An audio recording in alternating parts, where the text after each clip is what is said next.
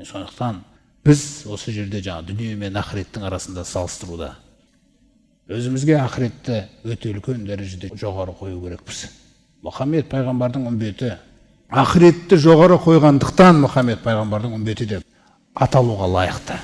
Мұхаммед пайғамбардың үмбеті Алладан басқа ешкімге сыйынбайтындықтан, Алланы күллі нәрседен биік қоятындықтан Мұхаммед пайғамбардың үмбеті деп аталуға лайықты. Әйтпесе тек қана мұсылман деген атымыз қалады, болды. Мұсылман деген ат қалады. Тіпті намаздың өзіне пайғамбарымыз салсам айтып отыр ғой.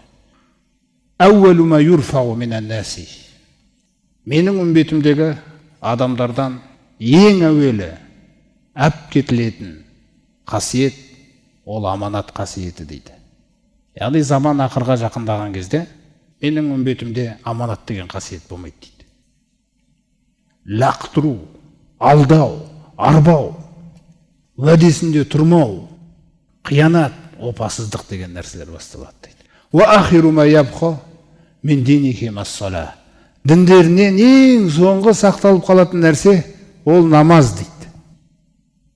Сосын андай бір қауіпті сөзді айтады. Рубба мусоллин ла халақа лаху индаллахи. Бәлкім біреу намаз оқып жүрген шығар дейді. Алайда Алланың қасында ол намаз үшін оған ешқандай үлес те жоқ қой дейді, егер ол білген болса дейді.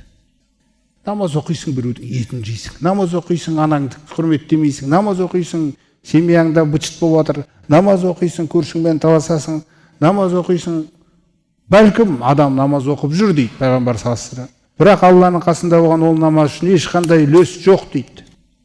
Міне осындай нәрселерге ұрынып қалмас үшін Мұхаммед пайғамбардың үмбеті өзінің еңсесін лайықты деңгейде Аллах тағаланың елшісіне көрсетіп кеткендей, шын мәнінде Мұхаммед пайғамбардың үмбеті. Өйткені Мұхаммед пайғамбар үстем болған ол.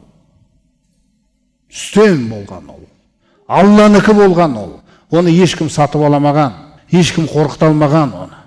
Ешкім тайдыра алмаған, ешкім оны өзінікі қыла алмаған, ешкім оны әйелмен де алдай алмаған, малмен де, мансаппен де, конвертпен де. Міне Мұхаммед пайғамбар. Сондықтан үмбет осы нәрсеге келу керек. Бірлік осы мағынада болу керек та. Анау мынау жаңағы бөлінуге себеп болып отқан тұлғаларың ба, басқаларың ба, фатуаларың ба.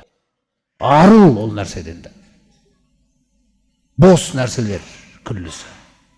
Пайғамбарыңыздың саллаллаху алейхи ва саллям алдында ұялтатын нәрсенің күллісін тастап үлгер.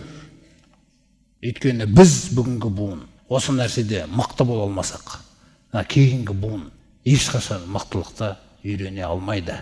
Өйткені бұл мықты қасиеттер ол іс жүзінде балаға сіңіріледі. Ол теориямен сіңірілмейді ешқашан. Ол көру керек сізді әке ретінде. Сіз әйеліңізбен күнде ұрысып жүрген болсаңыз, сізде ешқандай пайда жоқ бұл үмбетке, есіңізде сақтаңыз да. Әйелмен ұрысып жүрген еркек ол әйел. Еркек деген ол мықты нәрсе ол.